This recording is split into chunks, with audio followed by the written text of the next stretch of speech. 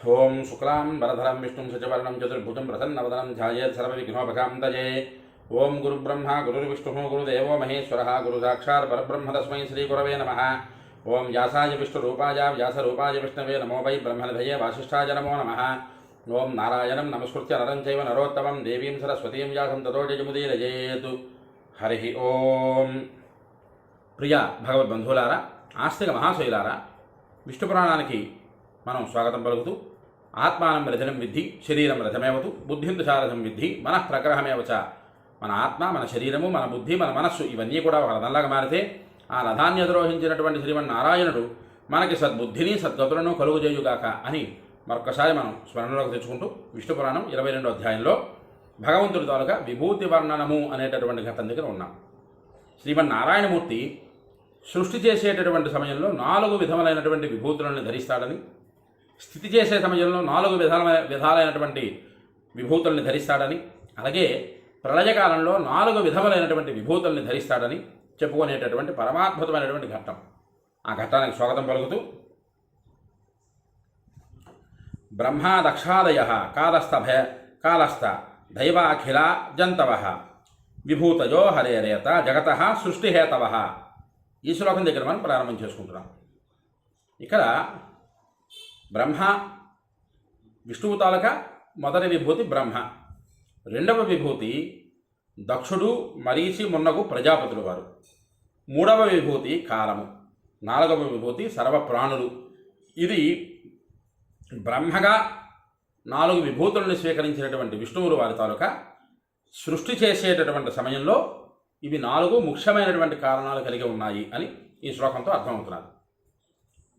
ఇక్కడ చూడండి జాగ్రత్తగా, మనమందరికీ అవగాహన కలగడానికి మరొకసారి పరాశరుడు వారు ఉటంకిస్తున్నారు. కిందటి ఘట్టాలలోని కిందటి వీడియోలోని 2 శ్లోకాలతో విష్ణువు 4 విధాలుగా విభూతులని ధరించి సృష్టిక్రమం, స్థితిక్రమం, లయక్రమం చేశారని కిందటి వీడియోలోనే మనం చెప్పుకున్నాం.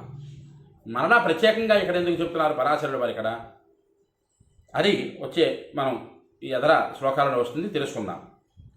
విష్ణుర్మన్వాదయ కాల సర్వభూతాని ద్విజ స్థితేర నిమిత్త భూతస్య విష్ణోరేత విభూతయ. ఇక్కడ విష్ణువు స్థితికి సమయంలో విష్ణువుగా మారి, మనువు మున్నగు వారి రూపాలలో 2వ విభూతిగా మారి, కాలము 3వ విభూతిగా ఉండి, సర్వప్రాణులు కూడా 4వ విభూతిగా నిలబడుతూ విష్ణువు శ్రీమన్నారాయణుడు ఆ స్థితిని చేస్తున్నారు అని చెప్తున్నారు. రుద్రకాలాస్తకాదయాస్య సమస్తాస్యైవ జంతవ చతుర్థ ప్రళయాయైత జనార్దన విభూతయ. ఇక్కడ రుద్రుడు ఒక విభూతి విష్ణువుకి, అలాగే అంతకాదులు అంటే ప్రళయకాలంలో వచ్చేటటువంటి అగ్ని, వాయువు, జలము ఇవన్నీ కూడా అంతకాదులు అంటారు వాటిని. ఇవన్నీ కూడా 2వ విభూతి, కాలము 3వ విభూతి, అలాగే 4వ విభూతి సకల ప్రాణులు. ఈ సకల ప్రాణులు 3 సమయాలలో కూడా ఉంటున్నారు. సృష్టి సమయంలో ఉంటారు, స్థితి సమయంలో ఉంటారు, లయ సమయంలో ఉంటారు. కాలము, సకల ప్రాణులు 3వ విభూతి, 4వ విభూతిగా వీరిద్దరూ కూడా విష్ణువుల వారికి ఉన్నారు. చూడండి, కాలస్వరూపము అన్న దాని గురించి మనం తెలుసుకోవాలంటే చాలా చాలా పెద్ద ప్రాసెస్ అవుతుంది అది. అందుకు దానికి నేను పూర్తి వివరంలోకి వెళ్లకుండా, కాలము అంటేనే విష్ణువు, విష్ణువు అంటేనే కాలము. విష్ణువు బ్రహ్మరూపాన్ని దాల్చి సృష్టిని చేయాలి అంటే కాలము మూల కర్తృత్వం వహిస్తుంది. ఈ కాలంలో ఈ మనువు ద్వారా వీరు జన్మించారు అని తెలియడానికి కాలము ప్రధానం. మూలమైనటువంటి శక్తి కాలం, సమయము, సంధాన భగవంతుడికి భక్తుడికి సంధానకర్తగా నిలబడేటటువంటిది కాలము. అది కాలస్వరూపానికి ఉండేటటువంటి చిన్న వివరణ. పెద్ద వివరణలోకి వెళ్ళటం లేదా. కాలస్వరూపం అంటే చాలా పెద్ద వివరం ఉంటుంది, దానిలోకి వెళ్ళామంటే పురాణం తేలదు. కాబట్టి భగవంతుడి నుండి విడివడబడ్డ ప్రాణి ఏదైతే ఉందో ఆ ప్రాణి మరలా భగవంతుడిలోకి చేరాలి అనేటానికి కాలము నిర్ణయిస్తుంది. బుద్ధి కర్మానుసారిణి అని పెద్దలు అన్నారు. అందుకే మన కర్మ ఎలా ఉంటుందో అలాగ మన బుద్ధి నడుస్తుంది. మన బుద్ధి నడిచేటట్టుగా కాలము మనల్ని తీసుకెళ్తుంది. అది మంచా చెడా అనేది మనం నిర్ణయం చేసుకోవాలి.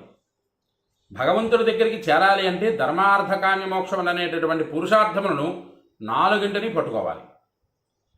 భగవంతుడి తోలక కైవల్య ప్రాప్తిని పొందాలి అంటే ధర్మబద్ధమైనటువంటి జీవనాన్ని సాగించాలి.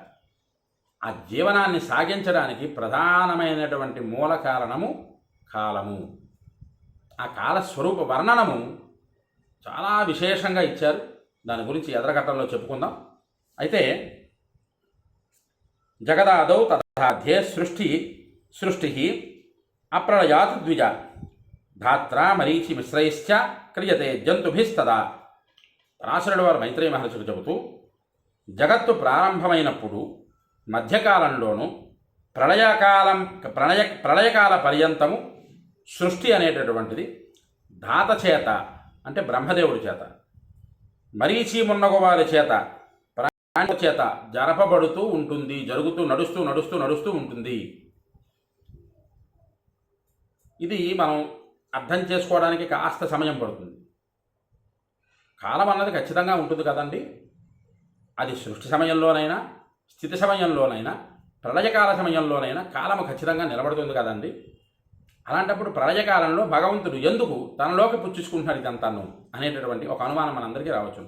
దానికి ఇక్కడ వివరం కాస్త చెబుతున్నట్టుగా మనకి ఇక్కడ అర్థం అవ్వాలి ఈ శ్లోకం ద్వారా. జగదాదౌ తథా, జగత్తు ప్రారంభం నుంచి అంత్యము వరకు అని మొట్టమొదటి మైత్రేయ మహర్షి చెప్పిన శ్లోకం అది. ఆ శ్లోకంలో మొదటి అక్షరాల్లోనే పడిపోయింది. జగదాదౌ, జగత్తు ప్రారంభం నుంచి మధ్యకాలము ప్రళయకాలం వరకు బ్రహ్మదేవుడు రాత బ్రహ్మచేత నడిపించబడుతుంది. ఈ కాలము, ఈ విభూతులు ఇవన్నీ కూడా, ఈ కాలమంతా, ఈ సర్వ ప్రాణికోటి అంతా కూడా నడుస్తూ ఉంటుంది అని చెబుతున్నారు ఇక్కడ. అయితే బ్రహ్మాసృజాత్యాది కాలే మరీచి ప్రముఖాస్థత ఉత్పాదయంత్య పత్యాని జంతవశ్చ ప్రతిక్షణం. సృష్టి యొక్క ఆదికాలంలో బ్రహ్మదేవుడు నుండి ఆవిర్భవించినటువంటిది బ్రహ్మ మానసపుత్రులుగా పుట్టినటువంటి వారందరి దగ్గర నుంచి, జంతుజాలముల దగ్గర నుంచి బ్రహ్మదేవుడు సృజించాడు. అనంతరం మరీచి మున్నగు ప్రాణికోటిని సృష్టించాడు. అటు పిమ్మట ప్రతిక్షణం ప్రాణి సముదాయాలు సంతానాన్ని పుట్టిస్తూ ఉన్నాయి. బ్రహ్మదేవుడు మానసపుత్రుడుగా, ఔరసపుత్రుడుగా పుట్టినటువంటి వారందరూ కూడా బ్రహ్మ ఆజ్ఞానుసారంగా నడుచుకుంటూ ఉన్నారు. అందులో కొంతమంది సనకాసనందనాలు, సనత్కుమార, సుజాతులు వీరు కాస్త త్రోవ తప్పి మాకు ఈ సృష్టి చేయాలనేటటువంటి క్రమంలో మా ఆలోచన లేదు, విష్ణు పదప్రాప్తిని మేము ఎప్పుడు కూడా పొందుతాము అనేటటువంటి భావనలో ఉండిపోయినటువంటి వారు చాలా తక్కువ మంది. అందులో నారదుడు అనేటటువంటి మహానుభావుడి దగ్గర నుంచి సనందన, సనత్కుమార, సుజాతులు వీరందరూ వేరేగా ఉండిపోయారు.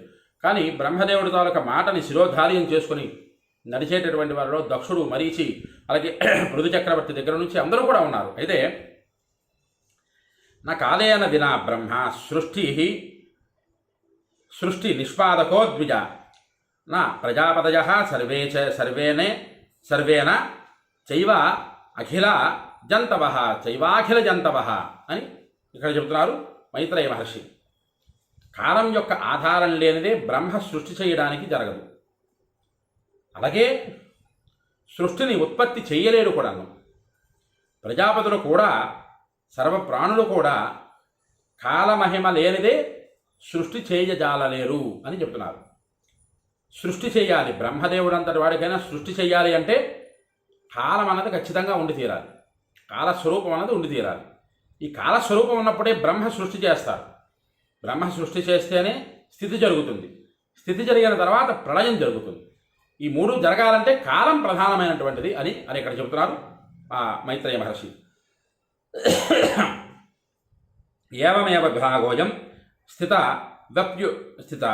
వ్యప్యుపదిశ్యతే చతుర్థా దేవదేవస్య మైత్రేయ ప్రళయే తథా. ఓ మైత్రేయ మహర్షి, ఈ విధంగా దేవుని యొక్క 4 విధాల విభాగము సృష్టి సందర్భంలో లాగా స్థితి సమయంలోనూ అలాగే లయవేళలలోనూ కాలాధీనంగా ఉన్నాదని చెప్పబడుతోంది. సృష్టి స్థితిలయములన్నీ కూడా కాలానికి అనుగుణంగా నడుచుకుంటున్నాయి అని ఈ పరాశరుడు వారు మైత్రేయ మహర్షికి చెబుతున్నారు. కాలానికి అనుగుణంగా అన్న పదం జాగ్రత్తగా పట్టుకోండి అందరూ కూడా. ఎందుకు కాలానికి అనుగుణంగా ఏంటి? గురువుగారు పూర్వకాలంలో త్రేతాయుగము, అంతకుముందు కృతయుగం అంటే భగవంతుడి పట్ల భక్తి శ్రద్ధలు ఉండేవి. కానీ కలియుగంలో మానవుడికి అంత భక్తి శ్రద్ధలు లేవు కదా. ఆనాటి కాలం తాలూక భక్తిని ఈనాడు ఎలా మనం ప్రదర్శించాలి అని అందరికీ ఒక అనుమానం కలగచ్చు. అందుకు భగవంతుడు చెప్పినటువంటి ఒక నిర్ణయం, భగవంతుడు చేసినటువంటి నిర్ణయం ఏమిటా నిర్ణయం? కృతేతు తపస్సైవ, కృతయుగంలో తపస్సే చెయ్యాలి. తపోబలంతోనే బ్రహ్మ సాక్షాత్కారాన్ని పొందాలి. తపో మహిమ చేతనే విష్ణు కైవల్య ప్రాప్తిని పొందేవారు పూర్వకాలంలో.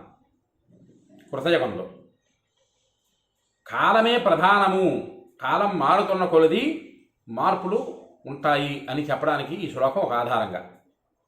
త్రేతాయాం యజ్ఞకర్మణి, త్రేతాయుగంలో యజ్ఞయాగాది క్రతువులు చేసి ప్రత్యక్ష సాక్షీభూతుడైనటువంటి అగ్నిహోత్రుడి ద్వారా ఆయా దేవతలకి ఆజ్యాహుతులు సమర్పించితే మోక్షము ముక్తి కలుగుతాయి, కోరిన కోరికలు సిద్ధిస్తాయి అని. కాలం మారగానే ఇది మారింది కదా. కృతయుగంలో పుట్టిన ప్రతి ఒక్క ప్రాణి తపస్సు చేయడం, బ్రహ్మపదాన్ని పొందడమే ధ్యేయంగా ఉండేటటువంటి వారు కృతయుగంలో. త్రేతాయుగానికి వచ్చేసరికి కాలం మారేసరికి మారిందా లేదా? కానీ ఇక్కడ చాలామందికి ఒక అనుమానం వస్తుంది, గురువుగారు కాలం మారింది కానీ దేవుడు ఎందుకు మారడండి కదా? దేవుడు ఎందుకు మారాలి మనకి? మన కోసం అంటూ దేవుడు ఒక మెట్టు దిగి నడుస్తున్నటువంటి రోజులలో మన కోసం అంటూ భగవంతుడు, అయ్యో భక్తుడు కలి ప్రభావానికి లోనైపోతున్నాడే, నన్ను తెలుసుకోలేకపోతున్నాడే అని బాధపడేటటువంటి భగవంతుడు కలియుగ ప్రత్యక్ష దైవమైనటువంటి వెంకటేశ్వర స్వామి ఎల్లవేళల యందు నిలుచుని ఉండడానికి కారణం ఒకటి. ఏ సమయంలో ఏ భక్తుడు ఎలాంటి ఆర్తితో అర్థిస్తాడో అంత ఆర్తితో అర్థించేసరికి పరిగెట్టి వెళ్ళాలి అనేటటువంటి భావనతో వెంకటేశ్వర స్వామి మన కోసం, తిరుమల తిరుపతిలో ఉండేటటువంటి వెంకటేశ్వర స్వామి మన కోసం ఉంటే, మనం దేవుడి దగ్గరికి వెళుతూ క్యూ లైన్లో అది బాగోలేదు, ఇది బాగోలేదు, అది సవ్యంగా లేదు, ఇది సవ్యంగా లేదు అనేటటువంటి భావనే తప్పిస్తే భగవంతుడి పట్ల మనకి శ్రద్ధ ఉంటున్నదా? అక్కడ ఉండదు కదా. అక్కడ మనకి తెలుసుకోవాల్సినటువంటి విషయం ఏంటయ్యా, కాలం మారుతున్నది. ఒకప్పుడు తపస్సు చేసినటువంటి వారు త్రేతాయుగానికి వచ్చేసరికి యజ్ఞయాగాది క్రతువులలో పడ్డారు. త్రేతాయాం యజ్ఞకర్మణి, ద్వాపరే దాన ధర్మాన్ని, ద్వాపర యుగానికి వచ్చేసరికి యజ్ఞయాగాది క్రతువులతో సైతంగా దాన ధర్మాదులు కూడా చెయ్యాలి. దాన ధర్మాదులే ఎక్కువగా చెయ్యాలి. కానీ కలియుగానికి వచ్చేసరికి భగవంతుడు మనకి ఇచ్చినటువంటి ఒక్క అవకాశం, అద్భుతమైనటువంటి వరం, పరమాద్భుతమైనటువంటి ఒక చక్కనైనటువంటి అవకాశం భగవంతుడు మనకి ఇచ్చినటువంటిది. కలవు స్మరణాన్ముక్తి, స్మరించుకున్నంత మాత్రాన మీ అందరికీ ముక్తి కలుగుతుంది. ఎలా స్మరించాలి? భక్త ప్రహ్లాదులంతటి వాడు ఎన్ని ఇబ్బందులు వచ్చినా సరే ఆ విష్ణు పాదాలని వదలకుండా ఎలాగా నిలబడగలిగాడో అలాంటి చరిత్రని తెలుసుకోవాలి. అంతటి చరిత్రని తెలుసుకున్నటువంటి మానవుడు ఆ అంతటి భక్తితో నిలబడగలగాలి. నిలబడగలిగిన నాడు, స్మరణ చేసిన నాడు భగవంతుడు మనకంటూ సాక్షాత్కరించి, సాకారంగా సాక్షాత్కరించి వరాన్ని ప్రసాదించేటటువంటి ఎంతోమంది మహనీయులు ఈ రోజుల్లో మనకున్నారు. కానీ మనం ఏంటి చూస్తున్నాం? కలి ప్రభావానికి లోనైనటువంటి మానవ జన్మ అంతా కూడా ఆత్మస్థుతి, పరనింద, ఇందులో పడి కొట్టుకుంటున్నాం. కాలం మారుతున్నప్పుడు భగవంతుడు దిగుతున్నాడు మన కోసం. ఒక్కొక్క మెట్టు ఒక్కొక్క మెట్టు ఒక్కొక్క మెట్టు ఆయన నిర్ణయం చేశాడు. ఆయన చెప్పినటువంటి శ్లోకం ఇదంతా. ఆయన నిర్ణయం చేసినటువంటి దానికి భగవంతుడు మనకి ఎంత దగ్గరగా వస్తాడు అంటే, మనం భగవంతుడి పట్ల ఆలోచన లేకుండా భగవంతుడు నోరిచ్చాడని ఆత్మస్థుతి, పరనింద చేసేటటువంటి మానవులకి ఎన్నటికీ కూడా భగవంతుడి తాలూకా భక్తి అందదు. ఇది గట్టిగా పట్టుకోండి.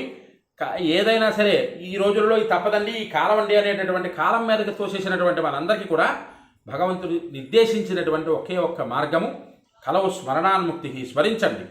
విష్ణుమూర్తి వారు, రుద్రుడు, బ్రహ్మదేవుడు, సరస్వతి, సుబ్రహ్మణ్య స్వామి, గణపతి, ఎంతమంది, ఆంజనేయ స్వామి దగ్గర నుంచి ఎంతమంది మన కోసం భగవంతుడు అవతారాన్ని స్వీకరించితే మనం చేసినటువంటి పని ఏమిటయ్యా అంటే ఆత్మస్థుతి, పరనింద, వీటిని తగ్గించండి.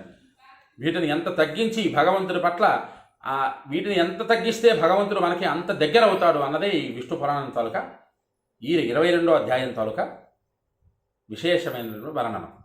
ఇక్కడ ఈ ఘట్టం ఇక్కడ తోపుకుంది. ఎందుకంటే ఇంకా లోతుల్లోకి వెళితే వాదన మారుతున్నా తప్పిస్తే భగవంతుడి మీదకి వెళ్లకుండా ఉంటుంది. కావున ఎవరికైతే ఈ వీడియో నచ్చుతుందో వారందరూ కూడా లైక్ చేయండి, షేర్ చేయండి, కామెంట్ చేయండి.